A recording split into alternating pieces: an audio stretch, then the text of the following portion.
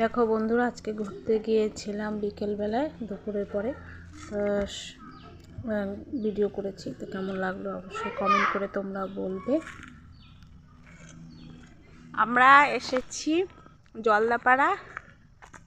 জলদাপাড়া একটা পার্ট, এটা খয়ের বাড়ি। এখানে ফরেস্টে ঘুরতে এসেছি। দেখো কত ফরেস্ট বন্ধুরা, জঙ্গল আর জঙ্গল। এখানে শুধু জঙ্গল আর জঙ্গল। বাঘ দেখতে এসেছি। বাড়িতে গেস্ট এসেছে, গেস্টদের নিয়ে দেখো